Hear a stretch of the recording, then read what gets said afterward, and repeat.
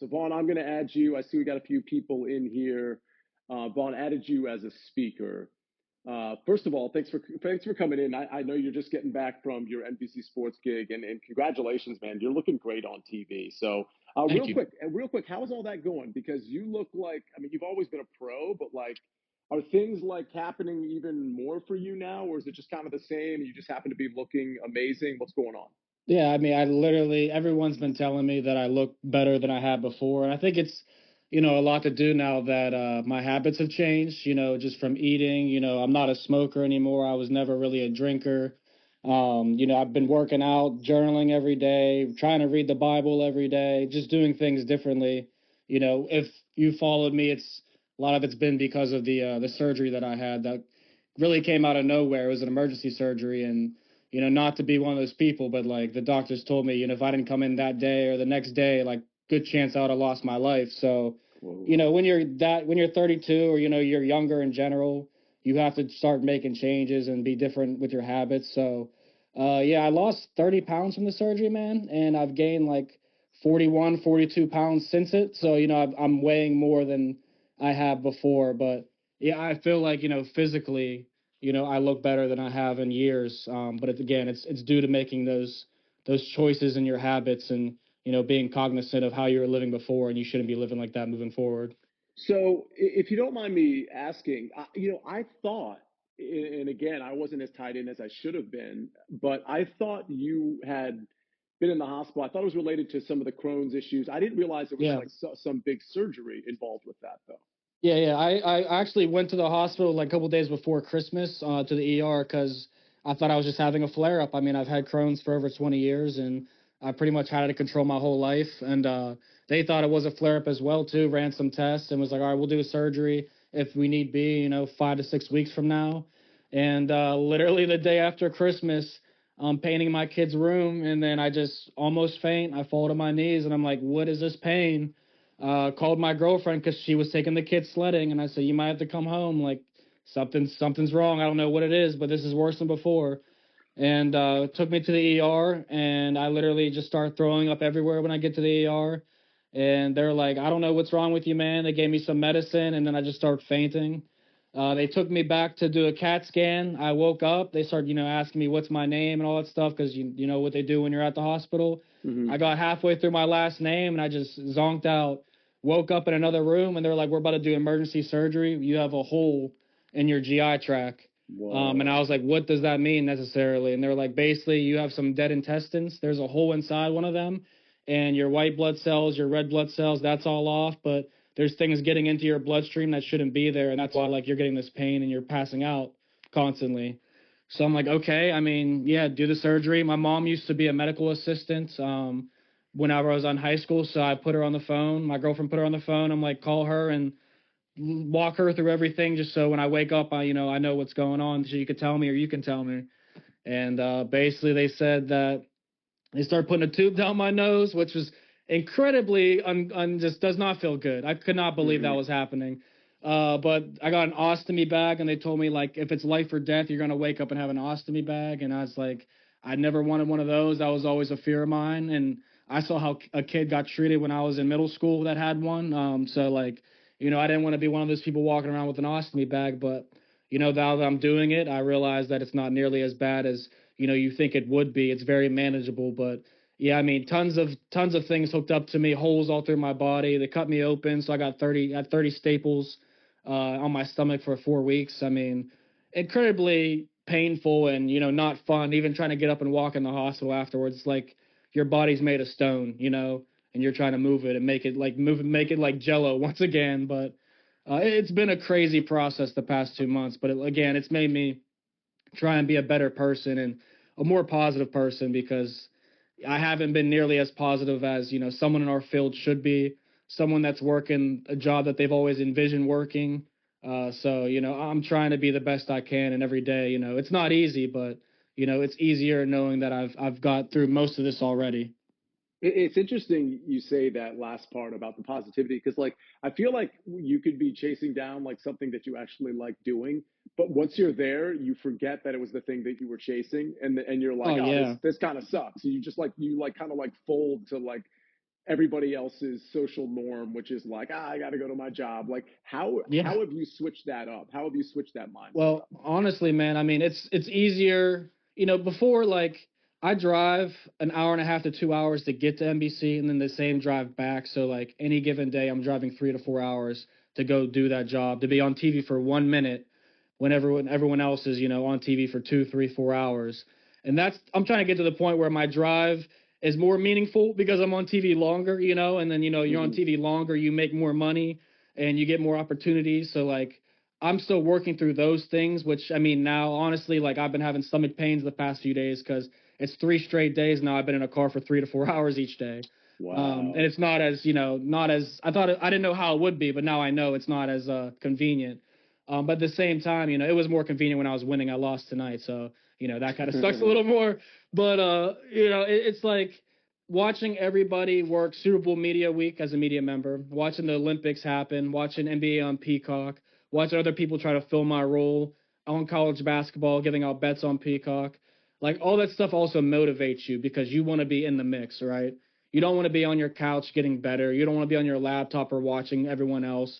I want to be in the field and I want to be a general. I don't want to be on the sidelines and in the back. So, it's made me want to get back even faster and sooner, probably honestly quicker than I should have because I had the option to stay out till March 18th. But I came back a little earlier because, I wanted to be in the field. I wanted to be working.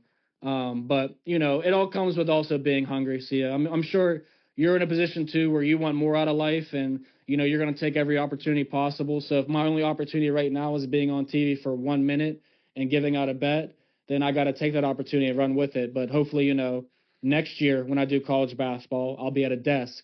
I'll have more outfits. I'll be making more money. And it's like all these things, motivate you to do better because you see everyone else doing better.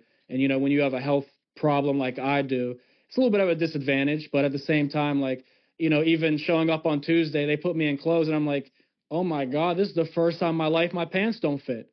Like Hmm. I gained weight, so like almost all the clothes that I spent, couple like $1,000 or so on, none of them really fit. So that was also an issue that I ran into this week, where I'm like, now I got to spend more money for the last 2 weeks to get new clothes because I'm too fat. But at the same time, being 140 some pounds isn't really fat, but it's fatter than I was before. So it's just little funny things like that too. But it motivates you, and everyone telling me I look good. Especially, I appreciate you saying that. It makes me feel like I'm doing the right thing and moving in the right direction. What are some of the habits, some of the habits you've either had to change or decided to change that like are like just now a part of your day Yeah, every well, day? I'll say the biggest ones, man. I mean, I was a smoker for a lot of years. I mean, I was smoking in college, and then after that, it just kind of became a daily routine for me.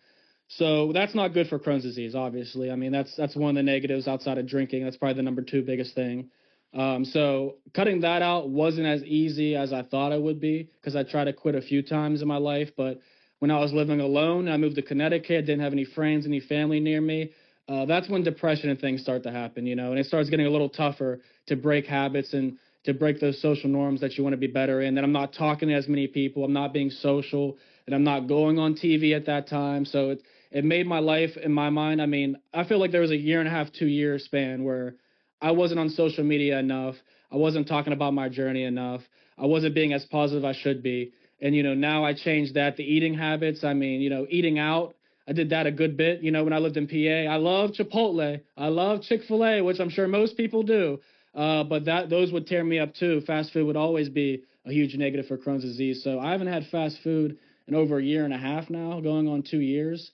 So that was a big change for me. My girlfriend cooks a ton, and she's Laotian. So if you don't know about Laotian, Sia, they I can don't. they can cook. Everyone Wow. in her family can cook. I mean, even the fish heads, they're eating the fish eyes with the seasoning. It's absurd. Wow. But so I've had a great support system. Like I've told my girlfriend and my family, because my family hasn't been here. They all live in Pennsylvania.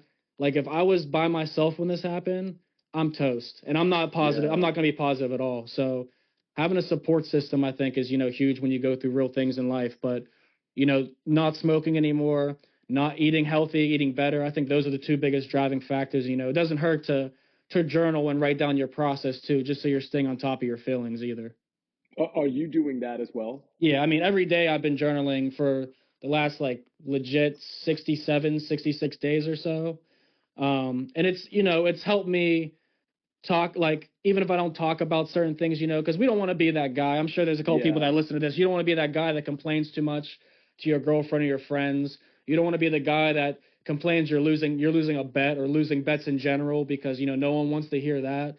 So anything that I'm running into struggle wise, I like to write down just so I can feel a little bit better about my position and feel a little bit better about what's really going on in my life. But it's every morning, not as much at night. I'm writing in the morning, so I'm letting a whole day soak what I think about at night. Then in the morning, I'm writing. So I'm trying to start my day, on a good path. And the Bible has been another thing, because I lost my grandfather on Thanksgiving, like a month before I had the surgery, and he was, I don't want to say the only male role model in my life, but he was certainly the most important, and he was the rock of our family. So when we lost him, that was really hard, and a lot of my family, wanted to start going to church, wanted to read the Bible. So I've been doing Bible study with my cousin here or there, and I've been reading and trying to use stories out of the Bible to, like, just talk to my girlfriend about and be like, I can't believe this was happening or this was happening. And there's a story that really stands out to me about two sisters that kind of go back and forth about who's going to have a child first and who's going to have more children, who's going to be blessed by God and stuff. And it's just like they don't become close at all. They actually start to hate each other. And it's like we can literally start dividing ourselves with our friends, with our family, just by our actions or just by the way we think so easily in this life. And reading that type of stuff like that makes me want to be a better person too. Not just because it's the Bible and the way of God or whatever, but it makes me want to talk to my brothers more often and tell them how much I appreciate and love them. Hmm. It's funny, like just hearing that makes me want to like text my brother. You know what I'm saying? Like, obviously I should Yeah. call him, Yeah. but like the truth is, I wasn't going to text him either. And so what I find interesting. And by the way, if anybody has anything, because Vaughn, I know how busy you are. I know you literally just got home. I'm not going to hold you for too long. But if anybody has any questions or something they want to say to Vaughn Yeah, for or sure. ask Vaughn, please request to speak now, because again, I'm not going to hold Vaughn too long here. But what's interesting about this space, and I'll be honest, like you can see it in here, Vaughn. We typically don't have more than 20 people in here at a time, and we've been doing this. This is our 27th one. We've been doing this for probably over 2 years now. And the reason I bring that up is because, generally speaking, on Twitter, people are interested in their own little like things, right? It might be sports betting, it might be news, it might be politics, or whatever the case may be. And that doesn't leave a lot of room for, like, a lot of time for stuff like this. Doesn't leave a lot of time Yeah. for my positive works Discord.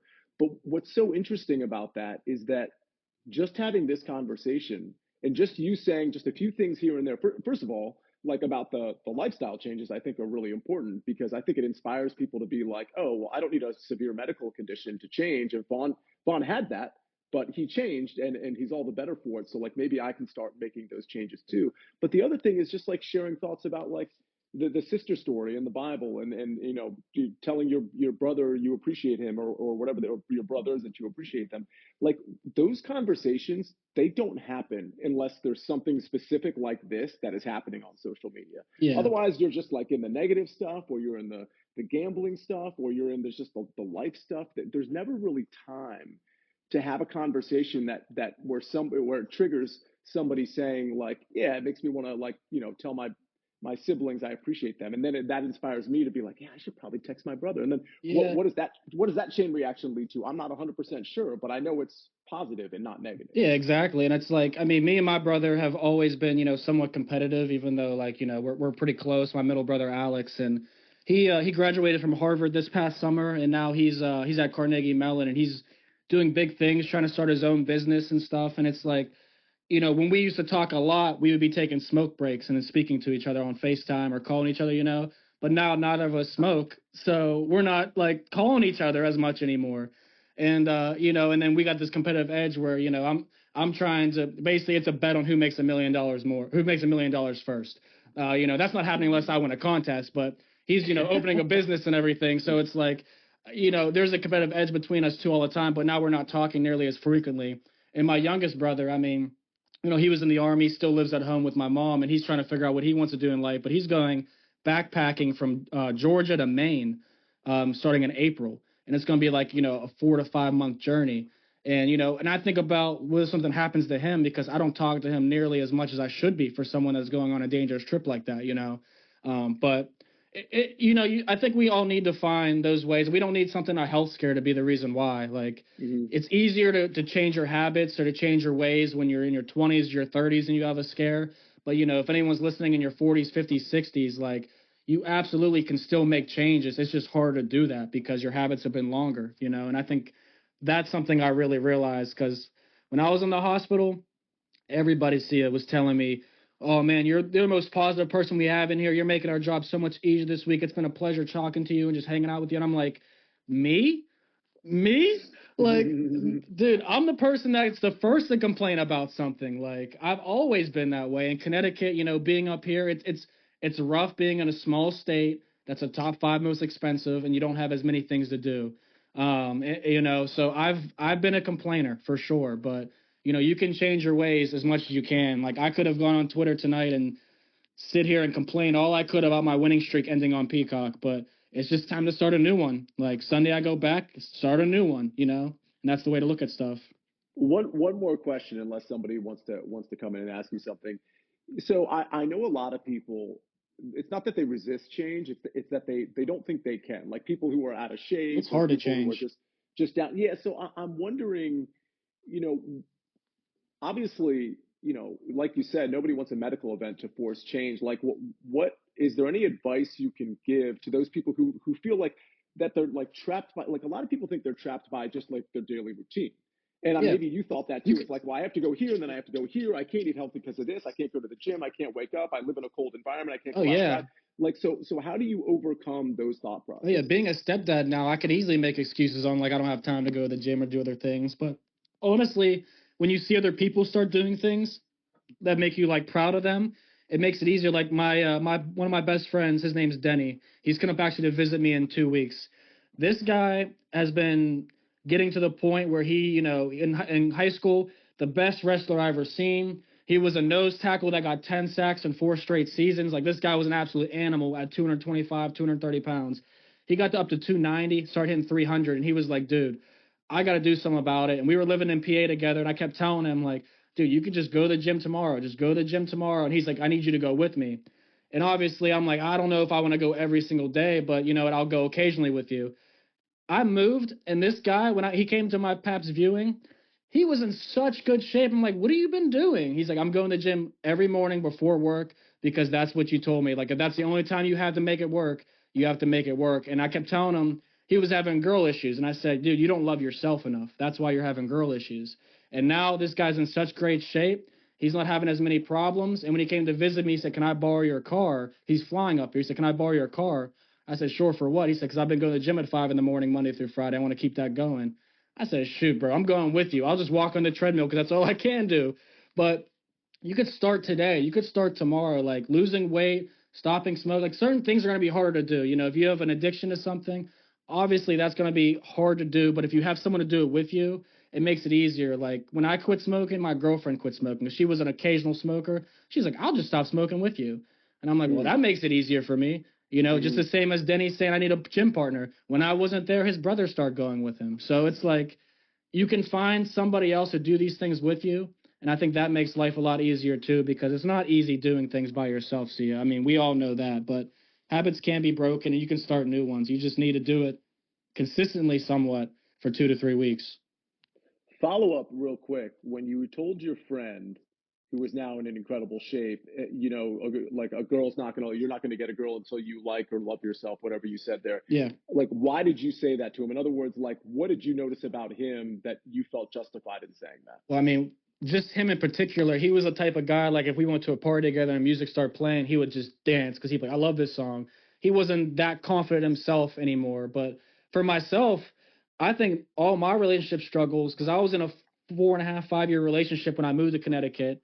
Her and I broke up, and then I was single for the next 2.5 years or so, and I was living in Connecticut. Didn't know a single person, didn't have any friends up here, didn't have any family, and I stopped loving myself. I stopped going to the gym. I stopped eating healthy, and I stopped loving myself. So whenever I got back into the dating scene, I really wasn't finding anyone worth my time or anyone worth taking on a date and putting in, $120 on a dinner and stuff like that when like this is not going anywhere. Mm, So, I told him from my own experience, if you don't start loving yourself, you're not going to love somebody else for 100%. And, and I'll say this for all the people that are listening and thinking about or are doing it, like being a step parent, you freaking rock. Like it is not an easy thing to step into. It is, it was very difficult. And when I did it, he had the confidence to say, you know what, I've been talking to this girl. She has a kid. I think I could do it. They dated for 6, 7 months, didn't work out. But he was like, the hardest part was not being in the kid's life anymore. I said, hmm absolutely. You make connections, and it's that it runs deeper with the kids sometimes. But at the same time, like he didn't love himself fully. He just jumped right into something because he thought, if multiple people love me, then I'll start loving myself. And it's like you're still not taking care of yourself completely. So, it's been a journey for sure. But yeah, you're not gonna find someone that appreciates you if you don't appreciate yourself. I think it's really as simple as that. Man, that's really good stuff, man. I mean, I don't know if you noticed, Vaughn, but and I do want to let you go, specifically you, because like again, you just ran home. You've got a kid, you've got a family around, and you've got. I mean, obviously you're trying to rest a little bit as well. But I don't know if you just noticed this, but you just spoke for about 20 minutes straight, and I don't think there was a single word that was of no value. Well, Like I I appreciate literally that. think that was 20 minutes that like I could just take and package and like send to anybody that I felt needed it and it would help them. I really appreciate that. And I mean, I was, super pumped when you asked me to do this because, I wasn't sure what game I was working tonight. But, I do love talking about this stuff, and I feel like I don't make enough time to do this on social media or just do this in general. So I'm always about it. But I just think, I just want to say, I guess, as lasting words before I get out of here, like you obviously love yourself, take care of yourself. You can break any habit that's been holding you back. And all my family and a lot of my friends have been saying what you said, Sia. One, I look so much better and healthier than I have in the past. Two, my mindset has changed so much. I'm more positive. I'm not short tempered. And three, if you have a good support system, you can truly do anything. Like if I didn't have my girlfriend and my kids, I don't know where I would be right now, but I wouldn't be healthy. That's a fact. And if I didn't have people like you around that would check up on me, Jordan Cornette that's calling me, Jack Collingsworth, like these type of people, all you guys all motivate me to keep going because it's so easy in sports betting to lose your passion, to lose your flair, to lose your fire. I mean, losing streaks happen. It's hard to gain followers on X anymore now unless you got bots. So you're just calling yourself the best better ever, which isn't real. So it's life gets difficult, but having a good support system is what pushes you through it. Don't be that person that thinks like I could do everything myself because I've been there too, and you really can't. Like you need people around you, and you need good people around you. So surround yourself with them. Start loving yourself, and any habit you have, you break it now or break it tomorrow because it'll only make you better as a person. Vaughn, before you skate out of here, because I know Monotone Football knows you. Speaking of sports betting, My guy. Monotone, take yourself off mute if you can, because I don't want this question to be for you and then you're out. So Monotone, you've got the floor, my friend. That's good. Can you hear me okay? Yeah, 100%. Awesome. Well, I love to hear this. I didn't obviously know all this was going on with you, Vaughn, but it's good to hear from you again. I'm really curious because I liked what you were saying a lot there. Like those first couple days, right? When you kind of found out, you were like, "Oh, damn, I don't love myself," right? And you were talking to your buddy, Yeah. and you kind of realized the same thing. What were those like first steps you took to get back Mm. on track? Like bare bones, Well, like just point yourself in the right direction, Well, kind of thing. I honestly I had to buck up because I was spending way too much time in my apartment listening to Giveon. If you know Giveon, he's an amazing singer, but he's all sad, slow songs and playing Xbox. Those two things don't mix well when you're a single guy. And I knew that I needed to talk to somebody, so I started going to therapy actually, and I was really proud of myself for going to therapy in person and speaking to somebody because it really walked you through certain aspects of your life that are serious enough to take head on and other parts of your life that maybe you're making it seem more serious than it really is. But when I would go in there and I would talk about the struggles with work, struggles with finances and living alone, and then I would talk about my ex or going on dates with somebody else, and I'm bringing up talking about women. The women part would really make me realize what's serious and what's not, and what things happen in my past relationship that I shouldn't be allowing to happen moving forward. But it helped me realize too at times, even if it's completely true or not completely true, when you're with someone for years, you think like I went above and beyond for this person. This person would maybe been right for me and everything. How did it not work out? But then when you talk to a therapist, they really break it down to what the person wasn't doing for you that you needed, compared to what you were doing for them that you didn't need to be doing, and stuff like that. So I realized that maybe I loved myself a little too much when I was in that relationship, and I thought maybe that was like, I was 27, 28, and we're all in our 20s, we're still having fun, and like I just got hired at NBC, so I really thought like, I excuse my French, but like my shit don't stink type deal. Then you're on your own for 2 years and you're going through struggles, and you're like, you know what? Maybe my shit does stink, and it's just like everyone else's. So going to therapy, I think, was the biggest thing for me because it gave me tools on how to approach life situations. It gave me tools on how to look at my own life and realize what I can be working on and what I need to just discard because it's really not that serious or impactful. So, but I mean, like I said, loving yourself, you go through therapy, you'll learn pretty quickly because they're going to be honest with you. And I think that's honesty is one of the biggest keys in life. Yeah, no, that makes a lot of sense. I definitely appreciate that. Yeah, no problem. And it's like, And go ahead.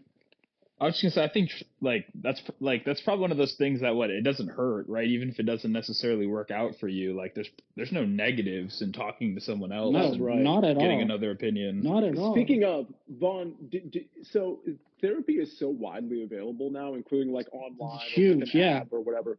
Did you do that, or did you physically go to like somebody's So office? I physically went in because I thought that would be more impactful for me. And I didn't even have a car at that point in time, so I was Ubering to and back from Wow. therapy. So that's how much like it was working for me, and I wanted to make it work for me.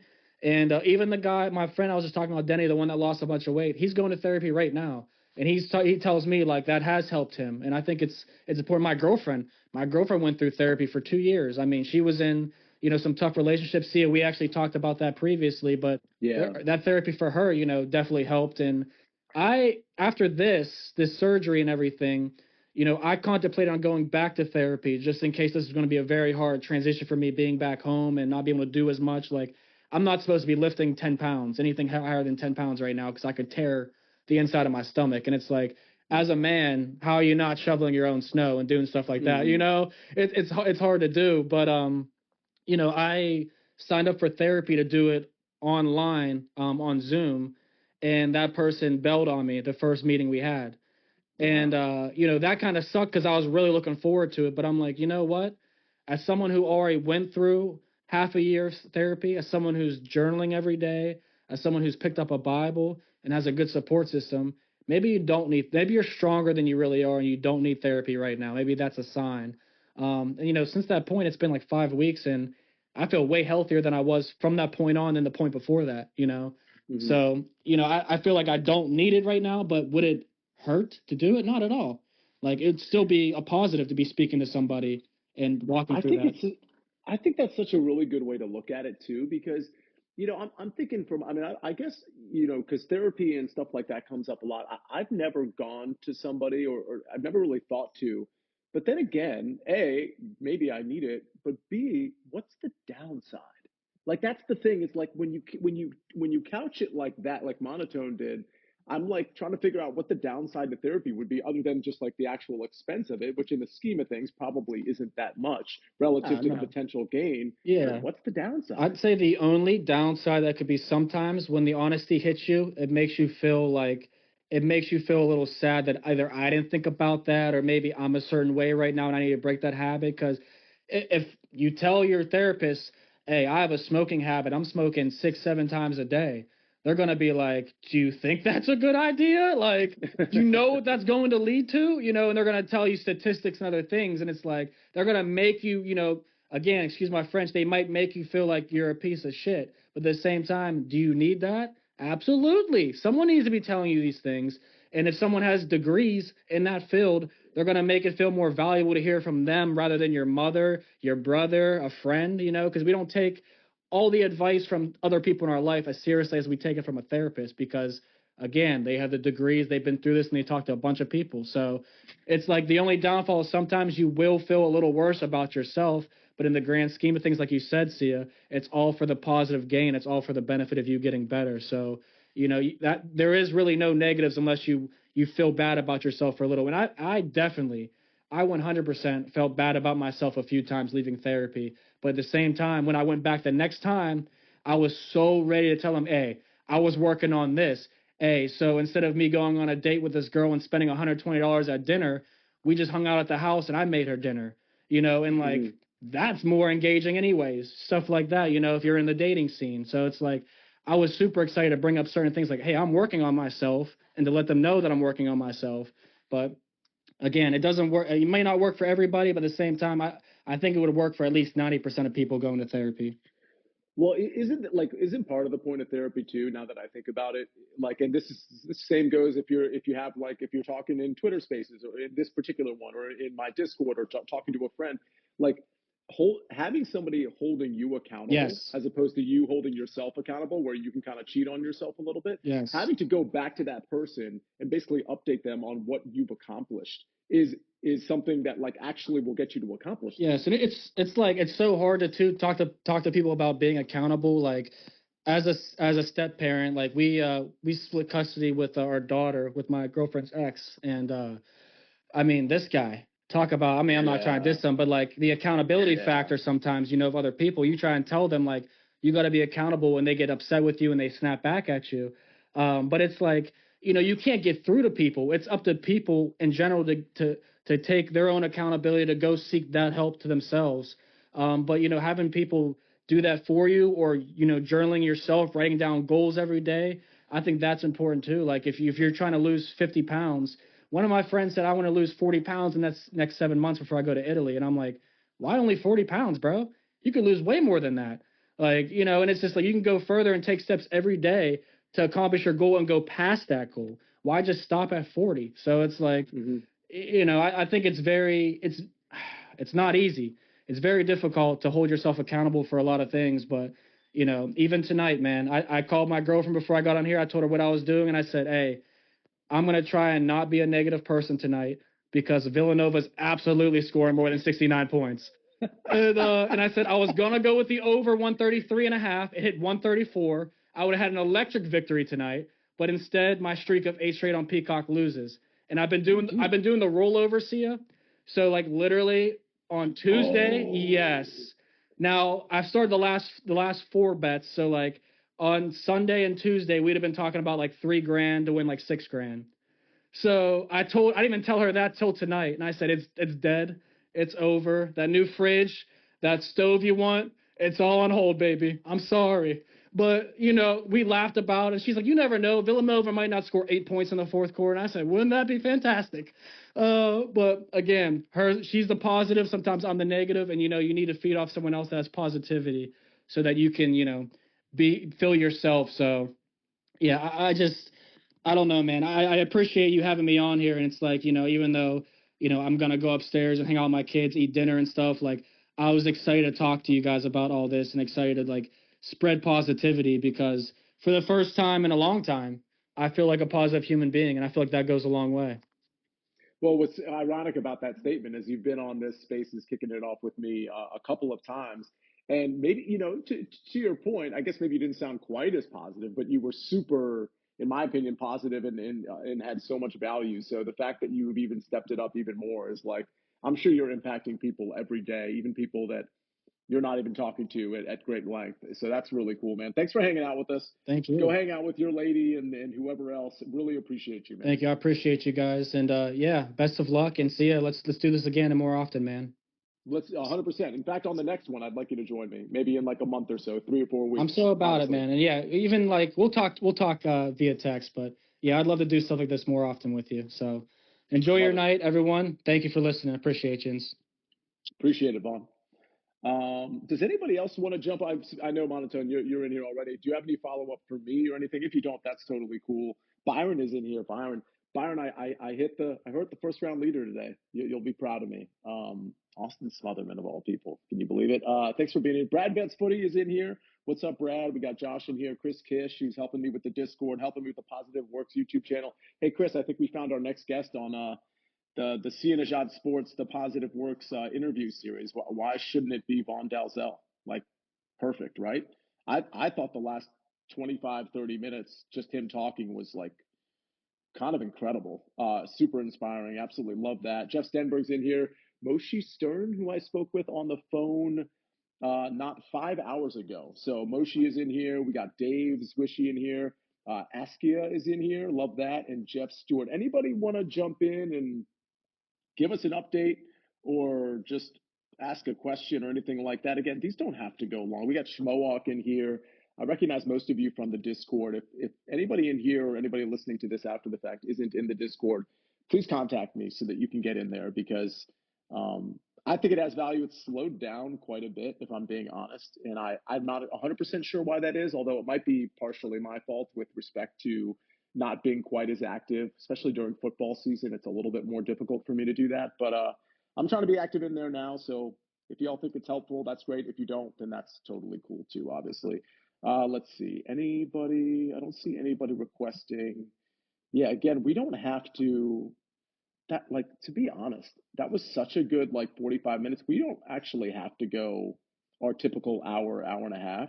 I don't mind shutting it down after Vaughn, but I do want to give a couple minutes. I know a lot of you are kind of not necessarily in positions to be talking or anything like that. So I see you, Moshe. I'll bring you up here. And then if anybody else wants to jump in, you let me know. It's too bad Larry isn't in here. I have a feeling he's resting, which is a shame. I'd love to hear from him. Moshe, adding you as a speaker. How you doing, man? Long time no talk. That's right. That's right. For that. I appreciate it, and I'll take all the advice that I can get. Yeah, that was inspiring.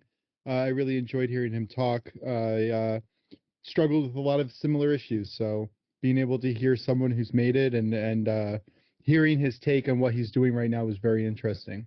Yeah, I mean, I just it's amazing that like unfortunately it takes a medical moment for you to like fix so many things. But what's so incredible about that is that if you can just kind of like see the future to any degree and know that like you're on a path that's not going to be super healthy and you like make the choices that he made and you just turn it around that fast. I mean, he turned it around. He stopped smoking. He continued with therapy or began therapy. I guess it would have been continued.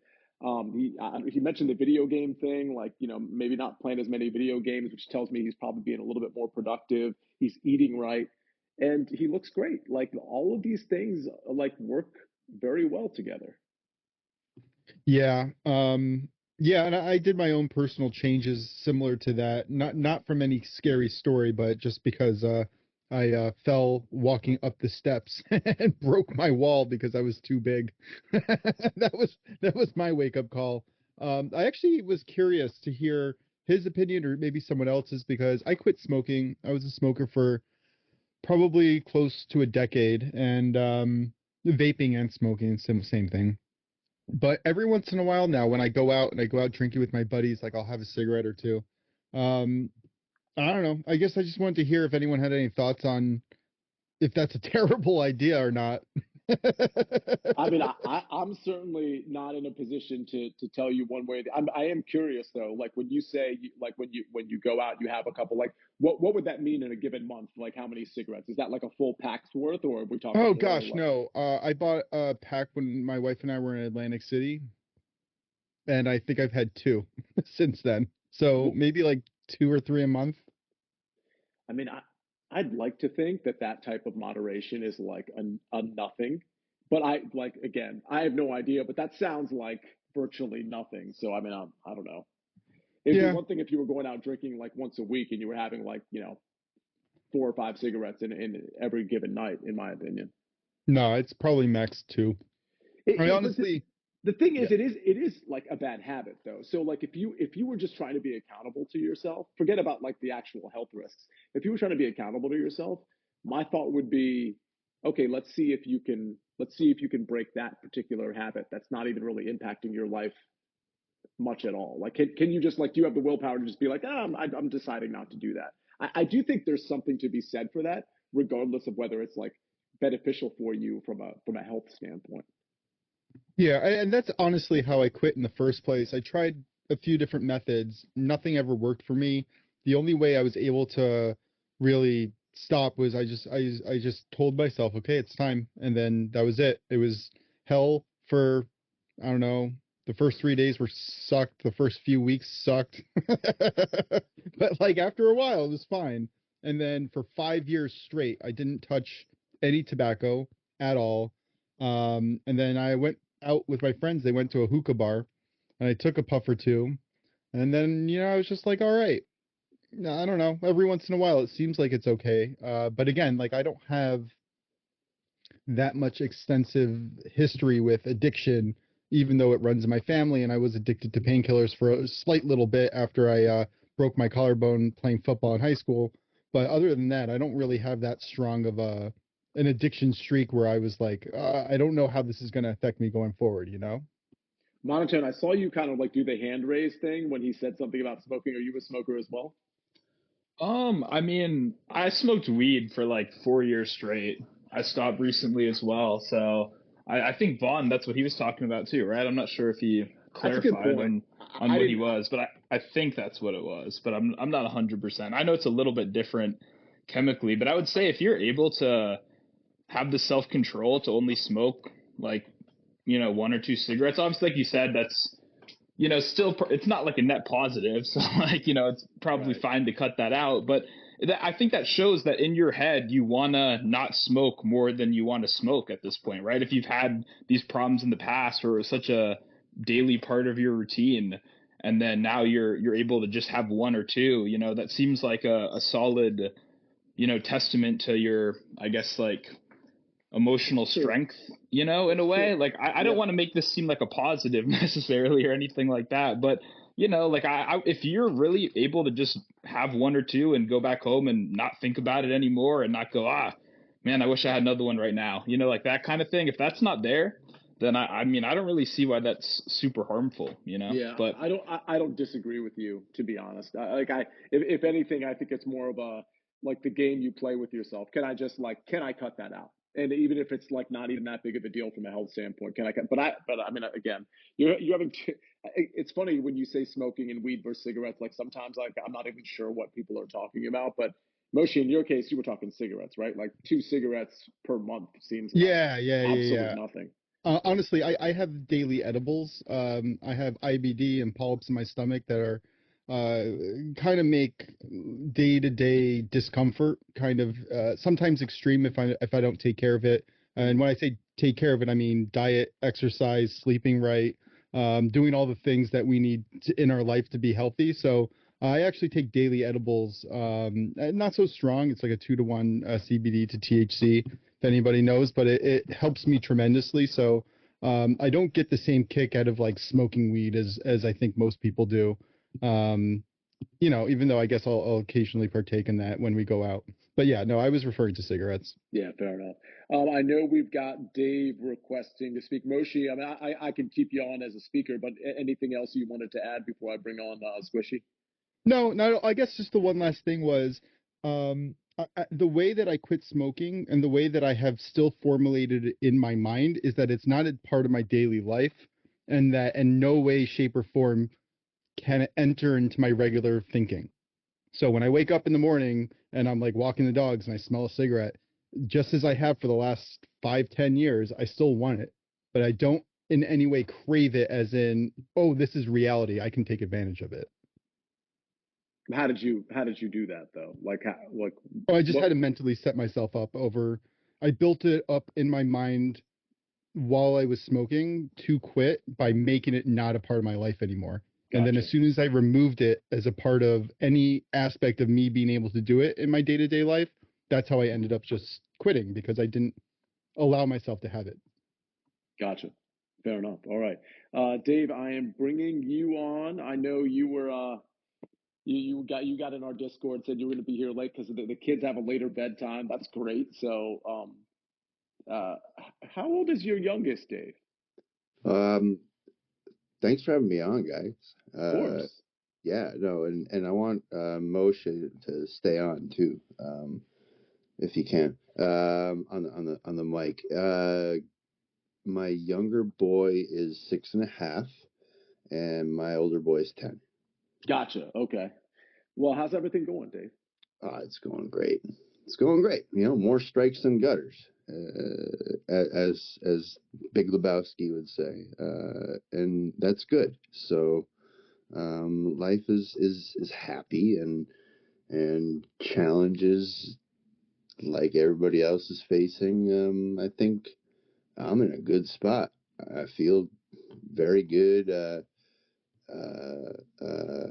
in my sort of work, my work life. Yeah, but I'm at peace with the hours that I'm putting in, and kind of setting my boundaries to allow myself to get better division of work life to home life, and that's where that like extra hour comes in with my older son. So that's really cool. We just like he's staying up till 9 now, so we'll go over his homework that he does. If he's doing piano, well, that's actually probably earlier, but like when he's doing his homework, I'll be there to go over with him. If he's reading a book, we'll do that. We're playing chess at night, which is super cool. It's got this little Super Mario Brothers chess set thing, which basically is a chess set with the Mario characters in place of like the bishops and the kings and all that stuff. Fun times. He's super smart. I'm really proud of him. Younger boy is getting good at reading. Super proud of him as well. And I couldn't do any of it without my wonderful, supportive wife.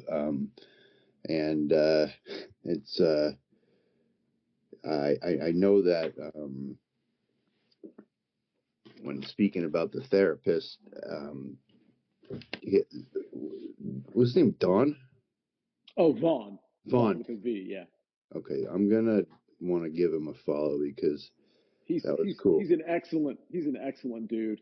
That Happens was to really be cool. like in the sports betting universe in a pretty big way as well. But just an excellent dude. I've had a chance to actually meet him, and he's great. But anyway, carry on because you were going to say something about something he said. Well, I mean, like I really like the whole, being open and being able to show vulnerability. But what he said about seeing a therapist and how the doctors are gonna, sometimes make you feel you might feel a little down, right? And or a little bit at least introspective.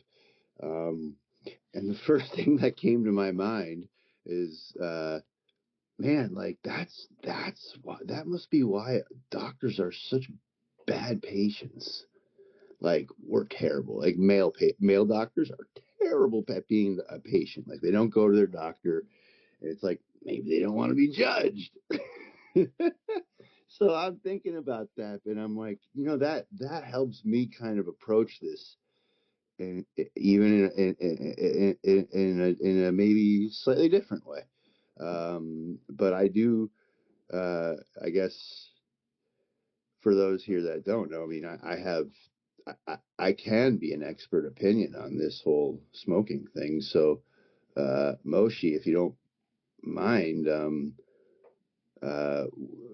how many, I guess, cigarette equivalents were you smoking before you got to this 2-3 per month? Oh, yeah, I was smoking a pack and a half a day easy. When I was in the army, I was smoking at least a pack and a half, and then I was working in a bar, working late nights until 4, 5, 6 in the morning, going out drinking quite often. I mean, I was probably getting close to a pack and a half, probably on average a day. So that's so cool. That's so phenomenal that you put that work in, and I wouldn't be surprised if you had some challenges along the way from getting from a pack a day, even a half a pack a day, down to a couple cigarettes per month. Oh, I never did it gradually. I just stopped. I told myself that was it, and that was it. Phenomenal. That's that. So Not that's the old, that's cold making it turkey. sound a lot easier than it was. I had to build it up in my mind a lot. I wanted to do it for a long time. I knew that I needed to do it for myself and for my kids that I was I just had my firstborn at the time. Like I knew that I needed to do it. And I just needed to build it up in my head and then just make that this is the morning that I'm going to wake up and it's over. I'm going to focus on my daily routine and this is what I'm going to do. And then I just focused on that and that was it. I did gain 50 pounds. So is that if I'm not mistaken, is that where you came from? Like you sort of set your mind, and if I'm not mistaken, you did this cold turkey. You didn't have any like quote unquote, oh, I failed at quitting. I got back on the wagon or back off the wagon, whichever one makes sense. But you got in one shot, you got it. Is that correct? I would say I probably attempted to stop maybe 2 times prior, and it didn't stick, but like I wasn't fully committed yet. And I didn't change my daily routine to a point where I really was making the real effort in trying not to smoke. I only did it one time with absolute seriousness. This is my one last chance. I'm going to do it, and I'm going to stop, and I'm going to live the rest of my life without it. Beautiful. So what you did is so much easier said than done. Like, I mean, most people who, if you're quitting smoking, you're going to fail multiple times, and that's okay. Um, so I think that in terms of anybody who is trying to quit, even any bad habit, um, being okay with failing and not having that be reflective of your inability to succeed should be prevalent in your mind. The same way, like if you fail at something in terms of achieving a career goal, you're not going to let that necessarily prevent you from trying to achieve your career goal again in a different way. The next time you're going to use that as an experience to help shape you and improve you. And that's what happens the same way with these health, uh, the modifiable risk factors, the things that we have control over. I want to tell you, you have done an incredible job. And now that I'm putting it together, it sounds like that makes sense to me. Like you stopped smoking and then maybe you gained the weight, which led to your awesome weight loss journey a year and a half or two ago. Is that Yeah, correct? yeah, that's a pretty direct correlation. Excellent. Because Well, look at what we have here. That's yeah, awesome. Carry on. yeah, and like that can definitely happen from the stoppage of smoking. You can gain some weight, and so it's like a give and take, and it's tug of war. Anyway, Moshe, I want to tell you, super motivational to hear your story and commendable. You did ask a question that I actually can again give an expert opinion on. Whether or not 2 or 3 cigarettes per month is okay.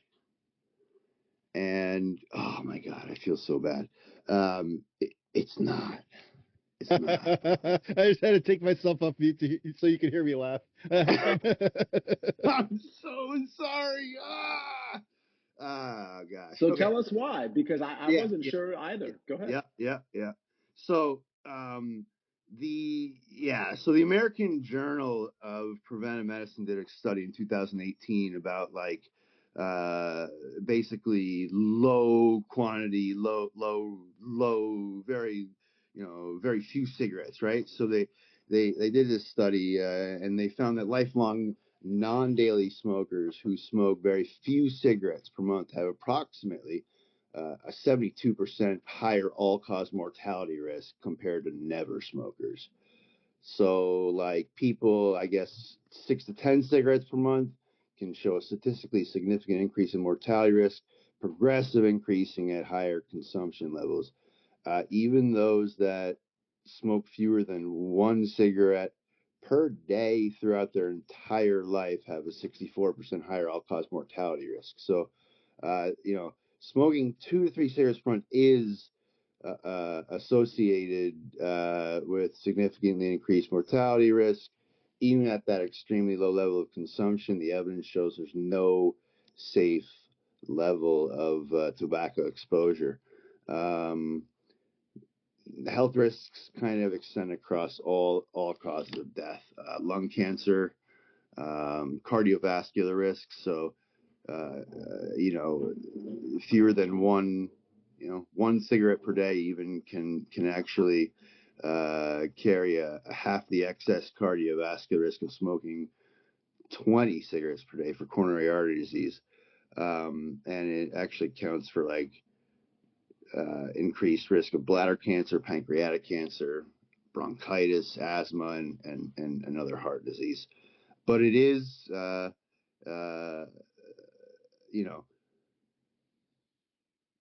the dose response relationship. It's hard to explain this, but it's steeper at lower consumption levels, which means like the initial few cigarettes confer a disproportionate high risk relative to heavier smoking. Non-daily smokers, and I don't know if this is like 3 per month versus 10 per month, but non-daily smokers have a median life expectancy of approximately 5 years shorter than never smokers, according to this study. And what's most important is that, according to the Journal of American Medical Association, JAMA, smoking cessation provides substantial benefits, even for very light smokers, with risk reduction beginning immediately, continuing for up to like 20 years after quitting. So like each day after you quit, and each day, week longer, like these effects are actually reversible.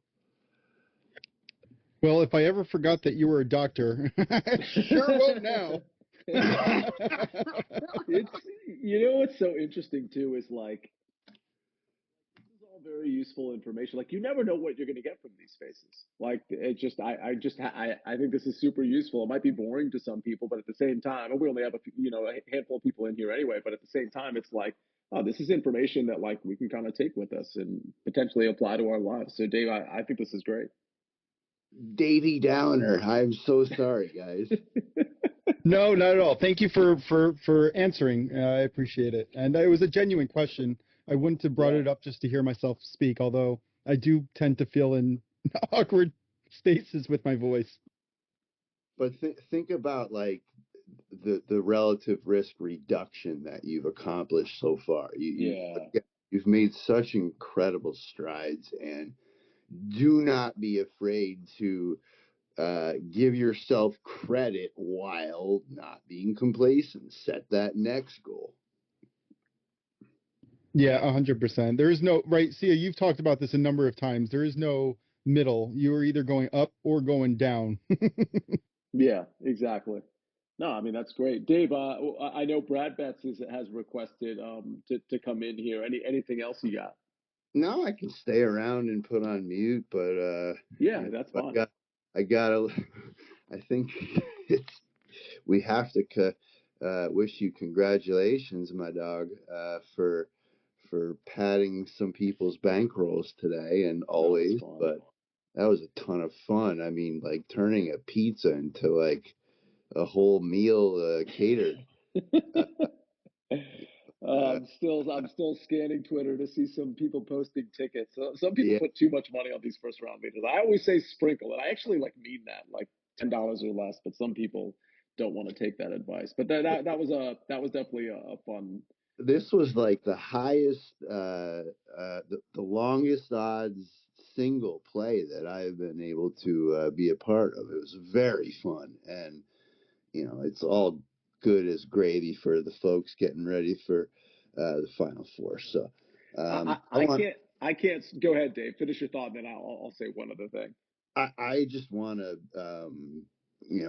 tell you how much fun it is, like how cool it is to the one show that I get to watch live-ish is The Wedge, right? Because the night, right? Like, and so I rarely get to watch those morning shows, and I'm sorry about that, but it's it's because I'm kind of just sitting around playing playing video games all day.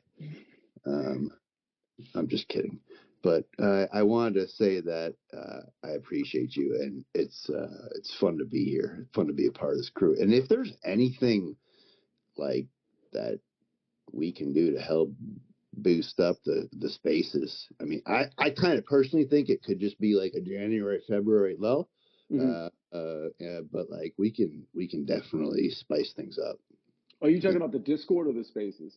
The Discord. Yeah, the Discord. Yeah. No, I hear you. Yeah, I know you reached out on that note, and I forgive me for not getting back to you yet, but yeah, I don't know. It's a good. I'm not really sure. It could be a January, February thing, but I mean, it has been like 5, 6 months where there just hasn't been quite as much activity, which again, I don't take personally. I just want that. I want that space to kind of be self-propelling to some degree, where people can just kind of come in and come out and, say, really share any thought whatsoever. So yeah, we'll brainstorm a little bit, see if we can get a little bit more activity in there. And again, if any of you listening are not already in there, it's a really good group of people. I mean, it's amazing that there hasn't ever been even a single person that has done anything negative or out of line. Like it's all just people asking questions, like regular mundane questions or theoretical questions, or people just sharing their thoughts or what they accomplished that day to inspire others. I mean, that's all it is. And I don't think there's any space for that. No pun intended. I don't think there's not a forum for that. And so I want our Discord to be that forum. So, it's working to some degree, but anybody that's not a part of it, please join. Great. Let's bring up Brad. Brad, I'm going to bring you up. Chris is reminding me, Brad, that I'm just adding you as a speaker now, that speaking of kids, because we brought up kids earlier, you just had a second kid, Brad? Is that right? I'm trying to remember. No, I had the first child, and we are just over 2 weeks until she is 1 year old, Wow. which is just crazy to think about, because, all the discussions and especially me freaking out after, she was born and the prioritization of my new life and trying to really just fit everything in was, just so overwhelming. It was totally new. And I'd heard so many people speak about how much your life changes and where the time goes once you get a child. And like, you don't really know it until it happens to you. Mm-hmm. So yeah, coming up on 1 year, it's going to be unbelievable. My wife flew out this morning to a bachelorette party. So it's me and my daughter all weekend, solo dad. I'll have my mother hang out with her, and I have, daycare on Friday. And so there's help there. I'm not just totally solo, but to think about, being solo and a year ago having her for the first time and just the change and progression in my own life is pretty incredible. Chris, he messaged me and said he wanted an update on life, so I figured I would pop in here. And she's asleep right now, so I was able to get down here and be quiet. But yeah, I mean, that's pretty much what's going on in my life is solo dad weekend for the first time, really, and taking care of business and prioritizing life. How about you, Sia? How's everything going with you? Everything's good with me. Just, day to day, very, very busy. Although now that football season's ended, I can concede it's not like quite as busy, but anybody who follows me in any regard knows I'm just working every day. Like, I mean, there's nothing like super crazy that's happening, but like I'm, kind of like a no days off mentality for me. So I'm just like on to the next day. I'm enjoying what I'm doing. The family is good.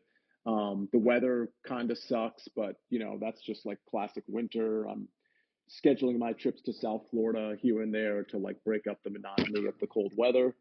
But yeah, man, there's really nothing for me to complain about. Everything is really good. That's wonderful to hear. I like all your content. You're always a constant reminder with just your, I guess, your commitment to the content, and the pushing of the content is always on point, and it's such consistent. It's really, it always hits me, and it's a reminder to me of how I need to be better in that sense. So I do want to say just I appreciate you from that standpoint, as you mentioned, of pushing that content. It's leading me to know, like, hey, Brad, you need to be better at doing that, because that's only going to help you, as you can see with this person right here in front of you, his success and his continued elevation and meeting of connections and building relationships. Well, all that is him fostering it himself. It's like, so you need to go and grab things yourself a little harder. So I do want to say I appreciate that. But also to Moshi, thanks for opening up about that as well. And Dave, the education behind that. That was cool. It's it's totally invaluable information, and there's so many people that are going to be able to hear it live later, that are really going to gain something to it. And really, though, there was mention about not having as much stuff, or when there is stuff, is it's really about having that space just be available for when that stuff does pop up. So I think that's just like, so it really was so valuable for me a while ago to be able to come and have an outlet that I can express myself and unload what's going on, and see if I'm crazy or not, or see if there's other people out there who have information that can help me. And it's always a constant reminder whenever I'm in there. A lot of times I'm not interacting, and I want everybody to know that I'm sure there's a lot of people that are like me who are watching from afar, sort of, not always feeling that on their heart that there has to be a contribution per se, but that they're really following along with the journeys of others, and those journeys are really, really helpful. Just to keep yourself on a consistent path, have a good mindset, and know that those goals that you're looking for, that other people are also chasing things, and nobody's plight and nobody's situation is any different. Everybody has struggles, and their struggles are your struggles, and your struggles are their struggles. And appreciate all to everybody for just sharing those struggles in an open forum, a public forum. You don't have to do that. It's a testament to who you are as a person to be able to do that. I'm kind of speaking indirectly to everyone, speaking directly as well to everyone, not just to you, Sia. But I just want to, I guess, say appreciate that from on the back end, and I can always hang up and listen. Yeah, I mean, those are good words, and honestly, one person that comes to mind here is Chris, who gave us a kind of told us about what Chris, I know you're in here. Kind of told us about what's happened with him over the last couple of weeks, and trying to make some changes and stuff like that. So yeah, I mean, the thing about those stories, and the thing about like people popping in and saying stuff like that, is that it inspires others to kind of like chime in, not necessarily to give advice, although that's cool too. It inspires others to chime in and and share their own stories or their own struggles, or positive stuff too. So it's just one of those one thing I did the other day, and I fully appreciate people like not necessarily wanting to share all the time. Like I get that. I remember it was probably last week. I just casually tagged Searsist in a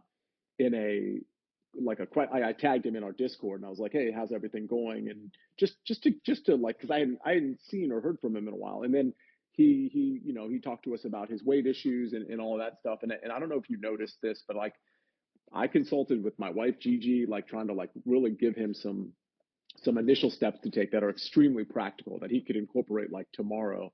And I don't know, do you think, Brad, real quick before we move on, is it helpful for me, you think, to do that, to like tag somebody and like check in on them, and or should I just kind of like let that happen? You know what I'm saying?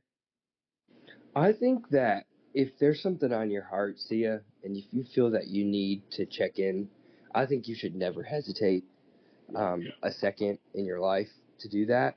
We all need it. I think if somebody says he's reaching out too much, I'll just hit my child's toy. If somebody says they're reaching out too much, I can't foresee a situation that's happening, just simply because those kind words and reassuring words are helpful, especially in times where you're struggling.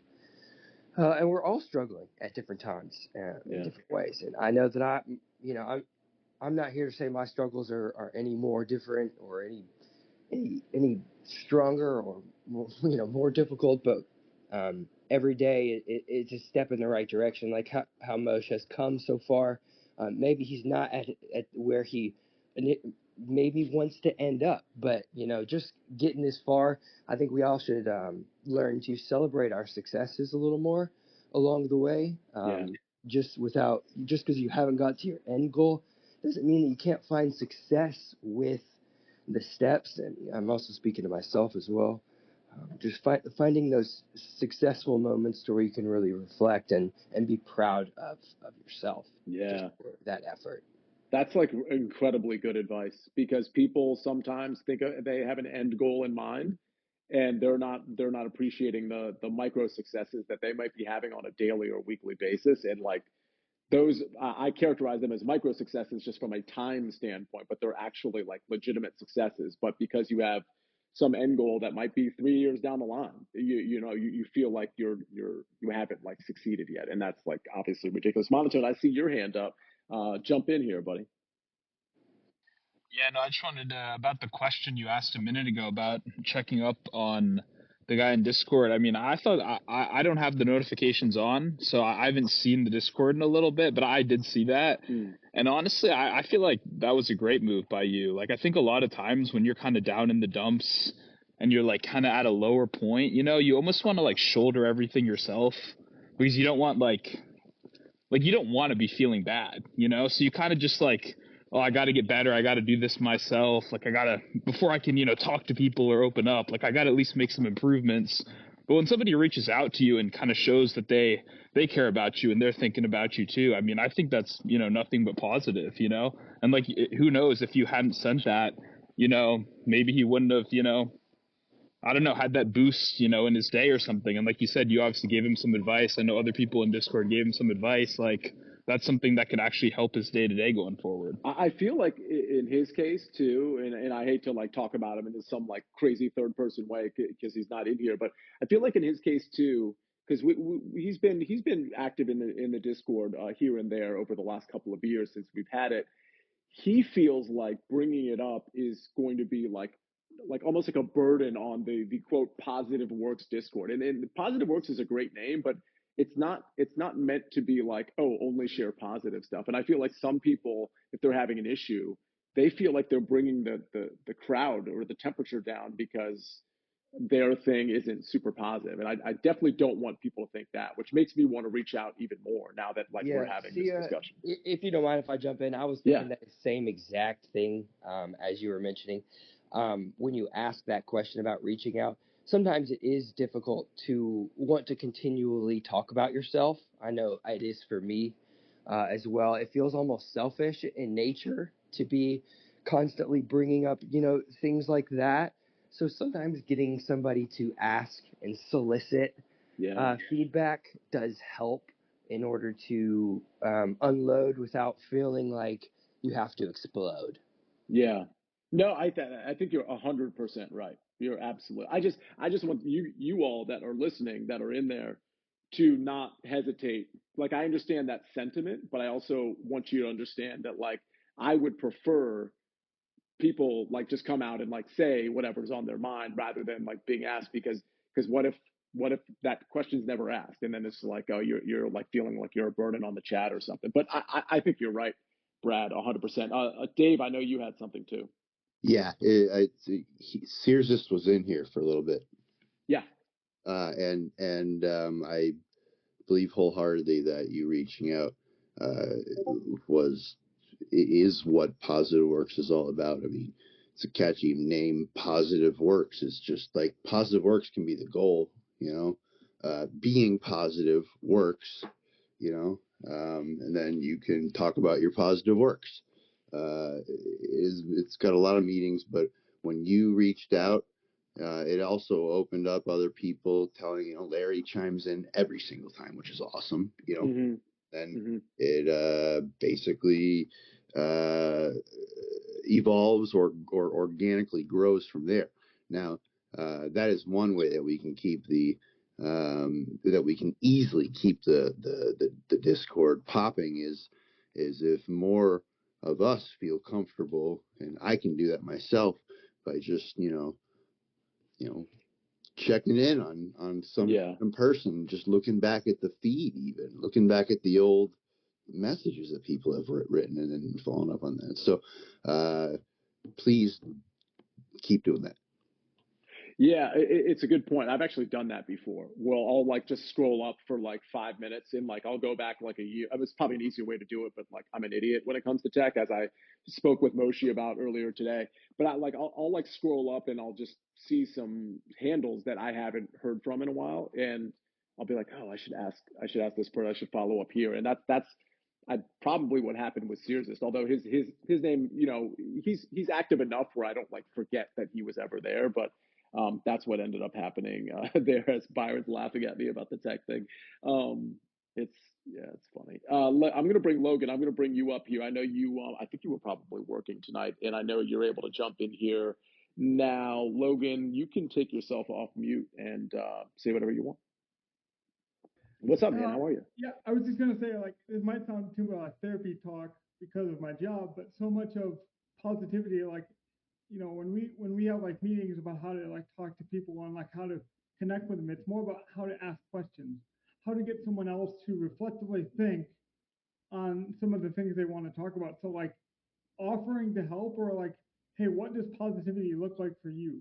What does success look like for you because you got to this, this position? There's also such a thing as positive toxic, where we can be toxic and positive at the same time. Like someone will say, well, just be happy or smile, it's sunny.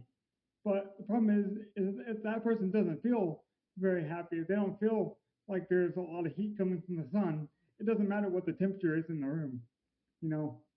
And so a lot of times it's like, what can I do to make you feel comfortable, And so we can adjust the temperature of the moment to say that exactly. Positivity is the end goal, but it's not always the beginning goal. So I think that's important. 100%. I agree 100%. And Logan, how's everything going with you otherwise? It's all right. Yeah, it's going well. Are you still recording football shows, or do you take like basically you have an off season like normal football? We have a bit of an off season, but we actually cover the UFL quite a lot. That's how kind of we got to start, because I knew we love football. That's like our first passion, but it's a sport. It's almost like that zone coverage analogy where it's like we want to go where other people are not covering. So like we already talked enough about football. We already had that in. We already knew kind of the DFS sport. So it's like we can cover the UFL and we'll get more notice because of it, It's kind of like in your field with golf, people started covering TGL instead of the PGA because they knew they could get more exposure. So that's kind of what we did. That's exactly right. I mean, there's a lot of different tours on golf. I mean, if anybody wanted to be Byron, you probably know people that do this, and I know there's people that cover the LPGA, but if you wanted to be like the LPGA person, or at least one of the people that like focuses it, like to me, that's something that's available. TGL people are doing that. European tour people are doing that, but in the States, like that people that are local aren't doing. There's not a ton of people that are quote local to the United States that are covering like the world tour, for example. Like, and I only bring that up because if we're talking about careers and we're talking about niches, like they might not be empty spaces, but there are spaces in sports that are not full, and you've actually got to be good at talking about those things. So again, because this came up a couple of times ago where it's like, yeah, that's great, Sia, but like you can't just like talk about a sport you don't know about. Yeah, I totally agree. But if you have that foundational stuff because of like you're covering another side of the sport, these are like vacancies that you can try to take up. So I think that's a really clever way to think about the UFL, because you're right. Like I can't even think of a single person. I know there's people that cover it, but like off the top of my monotone, you might. Like I don't know who covers UFL stuff personally. I'm sure there's 50 people out there, but I don't know them. And if I don't know them, that means there's probably not, it's not a super saturated space. But every year there's more and more players that get to the NFL. And actually now this year, they specifically are giving incentives to the coaches and the like other portions of the coaching staff and different incentives for the players if they actually get to the league. So now like the initiative is really to get to the league. That's really cool. So I didn't that's realize cool. that. That's awesome. Logan, anything else you got? No, I mean, you mentioned my podcast. So I'll just say, like, I already know that like we're not the most knowledgeable with sports, but it was just an excuse because I know DFS brought together me and my friends a lot. Like it opened up a lot of other conversations. It was our kind of pastime. We would check on each other. We would have that little quick check in, and then I'm like, you know what? If I can get these guys in front of a video call and I can just start asking questions, that's just going to make us all feel more connected. So it just comes full circle. Like I was saying, like sometimes positivity isn't this like rainbow, bumper sticker idea. It's not something you see in a Hallmark card. It's literally just asking questions. Not how's your day going, but like what does your day look like? When you say that to a friend, and then they have to kind of like retrace their steps. That's kind of when the real healing happens, I think. Mm-hmm. Now it's interesting you say that. Like when you like I mean, this is kind of not fully what you're saying, but like I always find it interesting that like when you see somebody for the first time in any given day and you say, hey, like, hey, what's up, man? How's it going? How was last night? Or how was your weekend? Like it's a really nice thing to do. And I do it too, but it's like, it's like a nothing question, right? And you're going to get a nothing response from the question. You're going to get, oh, it was great. It was fine. Like 1 out of 10 times you'll get like a story behind it, right? But generally speaking, but you're basically just saying hello to the person.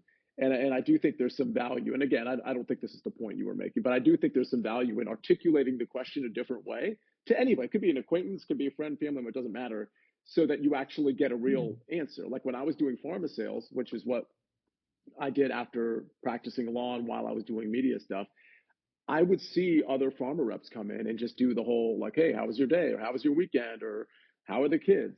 I would never, ever, ever ask that. I would ask something that like actually might relate to their kids or might relate to their weekend, but it was specific enough where they'd actually have to think about their answer. I would not get a stock answer from them. And for the record, I was the one winning all the trips, being on stage, getting all the big bonuses. And I got paid way more doing pharma than I do media, by the way, which is a whole nother story. I like doing media more. That's why I do it. But the point is, I was winning all those awards because I wasn't annoying to the doctors that I was calling on, because I was asking them insightful questions that they actually wanted to engage in the conversation. And whether you're in this industry, sports betting or pharma, or like you're just trying to foster relationships. And again, I'm going off on a tangent a little bit, but asking the token questions or the stale stuff, it's not going to get you anywhere if you're trying to actually advance the conversation. And whether it's business or pleasure, I feel like being that person that advances the conversation in a slightly different way to make people think,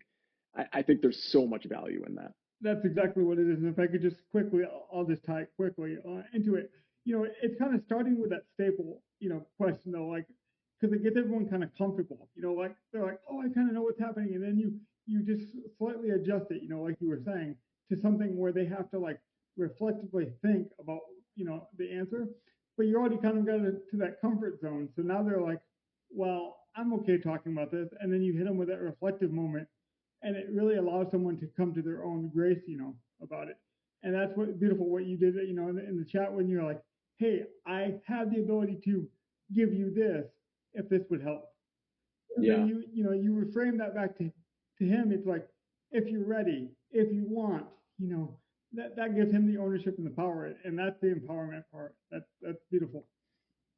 I appreciate you acknowledging that, because that was very intentional. I wanted to give him practical advice. Yeah, I wanted to give him practical advice, but I didn't.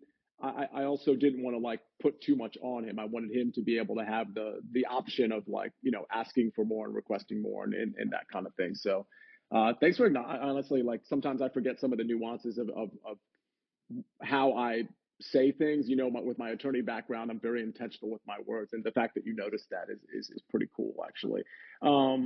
So it's 10 o'clock. We can stop now, but we have so many people on speaker right now. If anybody wants to just chime in, take themselves off mute because they heard something they want to respond to, obviously anybody's welcome to that. Welcome. I want to acknowledge Shot Props in here, by the way, who I think jumped in here about 45 minutes ago.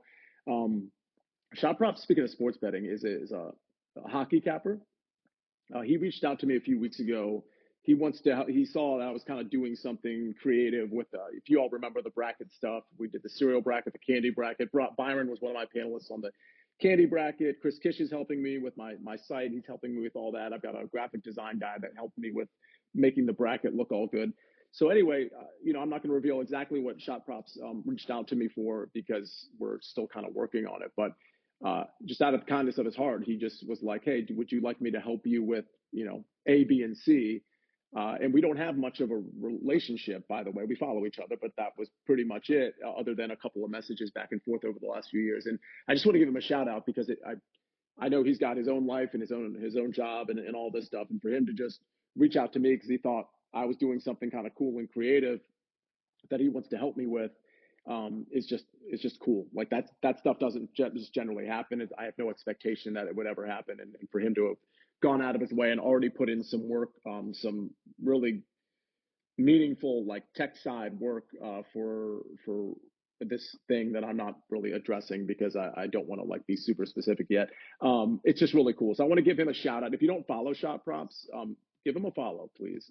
He again, you might not be interested in hockey betting or whatever, but like just as a support thing, I'd appreciate it if you followed him. Anybody else want to chime in? Blue Smoke, I haven't seen you in here before, but I'm happy you're in here. James SEO, I don't know if you've been in here before, but happy to see you. Doc Lee, same thing. I've seen pretty much everybody else. We do these spaces. I try to do them every 3 weeks, but I've been slacking a little bit. A lot of that was football season related. If any of you that are new to this chat want to be a part of our Discord, please just reach out to me, or maybe I'll put the link to the Discord in the comments. It's free, obviously, and it's just a place where we can talk about things like this, but in a Discord form. I think that was Moshi, right? Somebody jumped in there. Yeah, I just wanted to publicly mark my disagreement with your guys' choice on cereals. Yeah, well, I knew. I mean, I figured that was coming. For those of you that don't know, the final in Shop Props request, I'm going to bring him on too. The final four was Cinnamon Toast Crunch Churros, Cinnamon Toast Crunch, Lucky Charms, and Honey Bunches of Oats. I actually agreed with the right side of the bracket. Lucky Charms versus Honey Bunches of Oats. Cinnamon Toast Crunch, I get. The churros thing, that was Jake Seeley's thing, whatever. But anyway, what would be your final two or your winner? I know everyone's gonna disagree with this, but I think it's a close call. My top three, which is Apple. What's that cereal called? I just lost it. Apple Jacks. Apple Jacks, Fruity Pebbles, and Captain Crunch berries with the berries, not just berries with the berries. I gotcha. And those are good. I do understand that it does cut the top of your mouth, but that doesn't take away from the fact that it's the best gosh darn cereal.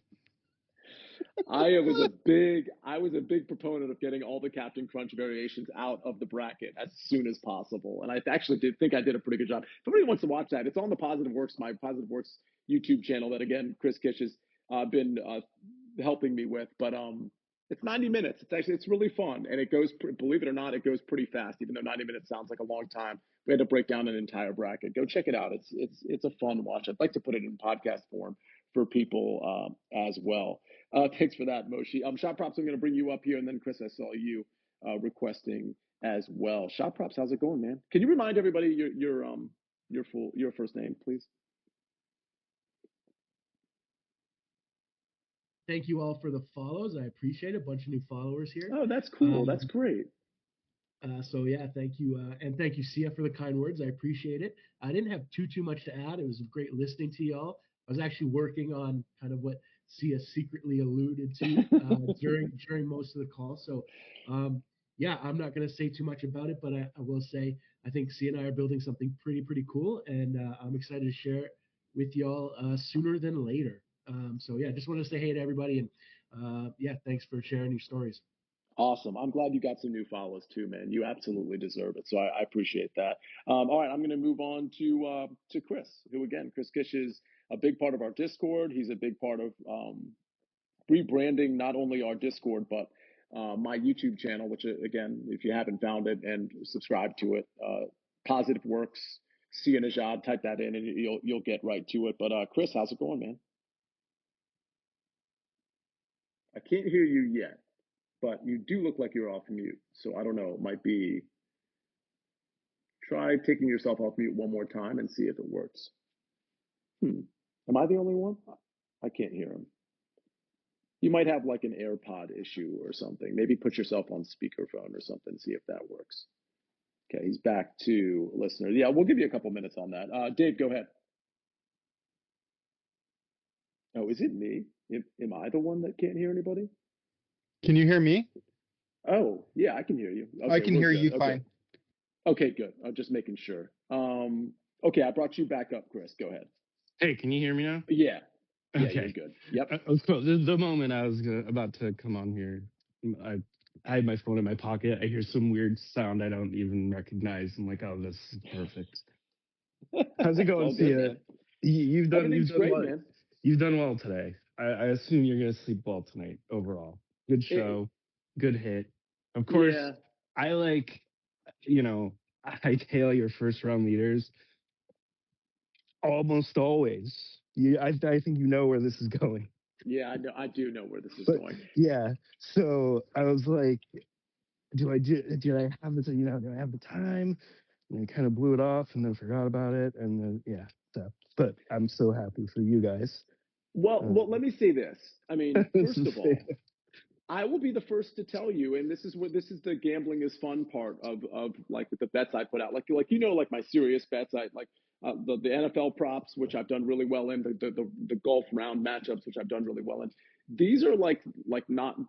These are not like great bets to make, and I've always just like first touchdown bets. Monotone, you know what I'm talking about. Like these are not great bets to make, but they're really fun. So yeah, but they're the bets I like to make. They're the fun ones. That's the thing. You either do it. You either do it for profit and fun, or just fun, or just profit. I'm more on the just fun side, so that's why I like betting golf. That's why I like EC. I like parlays, and I like putting he takes it a little too far, but yeah, okay. I like throwing $1 on something and feeling like it isn't completely insignificant. That's fun to me. But anyways, well, but the point of me bringing that up is that you're probably not there were a lot of people who took that as I saw on I continue to see on Twitter. With that said, you're not the only one that's like, yeah, I'm probably not doing that, bud. You know what I mean? So like, don't feel too bad about it. Usually have about like 5, and so a lot. I did. What was it? Hodges, I think, was one. Hodges was the ad. So I usually have 4 to 5, and I actually put out 5, and I added a 6, and I tweeted out. I was like, I feel bad. I never have 6. I'm sorry. This is. I was watching live, and you were so like excited when you were like remembered to remind us of that one, and I'm like, I'll just take that one. And so anyway, I don't want to take up too much time here. I want to let anyone else who wants to chime in to have that chance. I just wanted to pop in and just give a quick update on myself.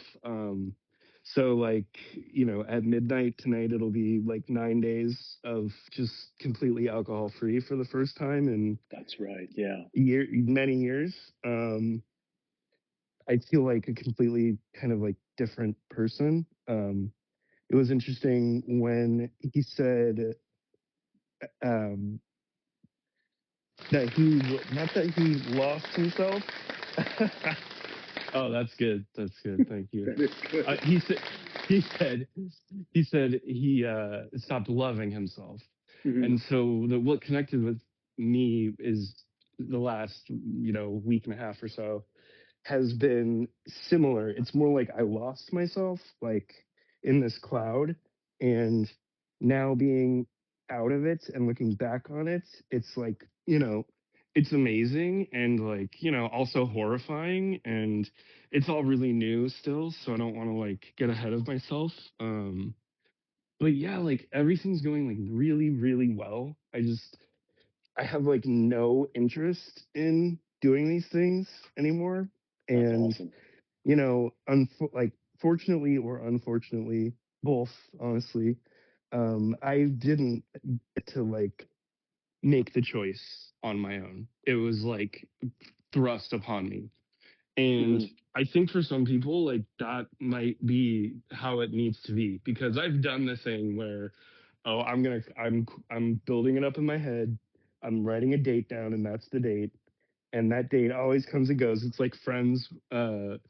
Rachel's boss is like, yeah, Sunday night. I'm like, I'm never smoking another cigarette again. And then Monday, you're like, Yeah. so you think that that moment of clarity is gonna last, and it doesn't. And you wake up the next day and you get into the same cycle, same cycle, same cycle. And so for me, like it's been like the hardest couple weeks of my life probably, other than stuff with having kids. But yeah, at this point, I'm just like feel like a new person, and I just wanted to like pop in and just like tell everyone that it's going well, and I'm like, I'm. It's funny because a lot of the stuff he was saying in the beginning, it's just like kind of different versions of that. Like I did order a journal, and I'm writing in a crappy notebook here and there when I'm thinking of things, and it just helps to put the thoughts down. And it's basic things like just like every day, every night, I'm writing down on a little piece of paper just how many days it's been, and Hmm. I just keep it in my pocket all the time, like literally all the time. And just going on Twitter in the morning and just post, like I'm keeping myself kind of accountable. Um, and like it's just going really well. And I just wanted to pop in and say hi and let just give a little update. So. Well, I mean, like I love hearing that because 9 days is 9 days. That's great, but like the way you're talking about it feels like you're flying past the whatever the desire is to like go back to it. You know what I mean? I feel like Oh yeah. you've left the station already. Yeah, no, it's not even. It's crazy. Like it's still very very hard to understand and comprehend because it's like happening to me as we're speaking. It's just shocking how quickly um I kind of pulled out of this. And again, my issues with alcohol were, um they were. I'm not going to the liquor store every day and drinking a fifth of vodka every day is just very like light, and but consistent and constant, you know what I Yeah. mean? And so Yeah. that's kind of what trapped me without realizing it. But I think that's also why I was able to kind of like come out of it quickly, because physically, like a couple days were brutal, but like I'm walking around in my garage right now, and like 3 days ago, my garage was like uninhabitable by like animals. I mean, it was like disgusting, like just shit everywhere. My all my golf clubs just buried under winter months of cardboard and stuff like that. And I'm like walking around it now, and it's just like I completely transformed this garage in the last couple days just because I haven't had energy for so long that like I'm just like running around doing stuff, and it's just like almost symbolic, like standing here looking at the garage like completely clean. I like built a wood rack and moved all the oak wood for like smoking briskets and stuff, and like got it all stacked, and I have my golf net going, and I have the bikes under reconstruction, and just it's stuff like that. It sounds like kind of odd, but as a writer, you're always seeing like symbolism and stuff. And it's just that kind of thing. It just feels like a different place, and I feel like a different person. So I'm happy that I am at this point and not feeling like I'm struggling to maintain it. It's like it feels so good that I just literally have no interest. And I know that it's early and that will change. And I'm like keeping myself away from you know places and things that are going to tempt me, like going out with friends and having that one or two cigarettes. Like for some people that may be good. Obviously we've been we've been told the correct medical answer on that. Yeah. In regards to like addiction, though, I don't know how horrible it is, but for me, like it's just not an option.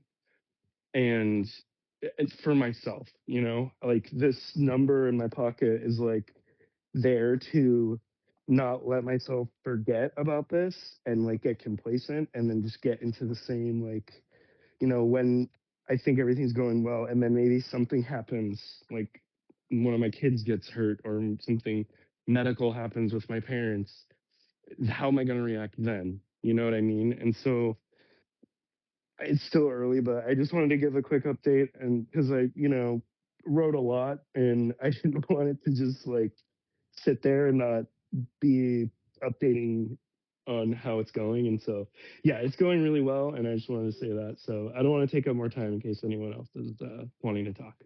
No, and But I'm glad I recorded it, and I did like fall down the stairs rushing to do it. So. Are you talking about recording the spaces? Because this self-records. Yeah, but I want my own file to gotcha. like Okay. work with on YouTube and stuff. So Yeah. I was like not wanting to miss the beginning. And Gotcha. I'm really glad that I did, because that first half an hour was incredible. It was incredible. I mean, the whole show has been amazing, but that was a really like, especially that in just initially, like it didn't even seem like the show was starting, and then all of a sudden it was just like, holy goodness, this is like crazy. But it was I related to so many things he was saying, and it was almost like a situation like mine where he kind of like had a wake up call situation, and it was just like, okay, that's it. And it just like for me, like you need that hit, that like rock bottom, just horrifying moment or day or week or experience or whatever, to just like change you. Like at one point my wife was like, in the last couple of weeks, before I actually like quit, she was like, I think we might need to do like an intervention with your family or something. And I was like, what happened like was the intervention, like this is over. And so I just like have just zero desire anymore. And I think that it's incredible that people have the strength to just like choose to do this. I didn't. And like I said, fortunately and unfortunately, it blew up in my face, and was forced to kind of like handle this. And even though it's been brutal, like it's just, I'm coming around to looking back on it as almost like, thank God that happened. Yeah. Because how long would I just be stuck in a fog with my head under the sand? You know, like I have so much imagery, and like trying to write a lot, and um, there's just so many like crazy images I think about, like that, like being in a pool, just choosing to stay underwater, or being in a house just on fire, like pouring gasoline around you, just sitting there like, oh, it's cool, And it's just like, I look back on it and it's horrifying that I was just so out of it and not realizing it in my decision making, and just letting go of like what I love the most, and not pursuing the things I'm the most passionate about, and just not even like realizing I wasn't like doing it. It's terrifying, and also just incredible to feel like I can actually look back on that and like see it now, and just be like, I am never gonna get there again. So anyway, Well, I'm done. Congratulations to you on that. And Thanks. I have a feeling, whether it's your relationship with your parents or your wife or your kids, like I have a feeling that they're going to be looking at you in a much, even if they're unaware of all the things that were going on. I think they're going to be looking at you in a different capacity from here on out, and I think that's really cool, personally. All right.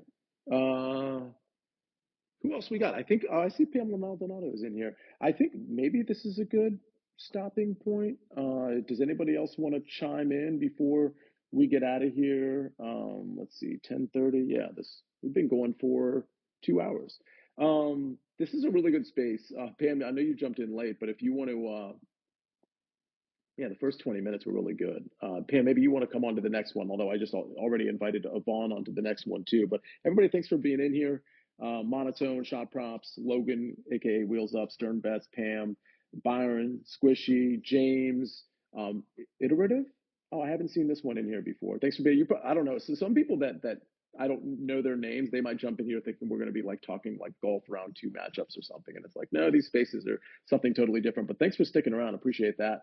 Again, if you want to listen to the whole thing, I can tell you truly the first 25, 35 minutes of this where Vaughn was pretty much talking the whole time. Chris really put it in the right words. It was really, really good, and it was inspiring, and it was a story to tell, and I think everybody should hear it. So I'll try to tweet this out tomorrow and get people to listen to it as well.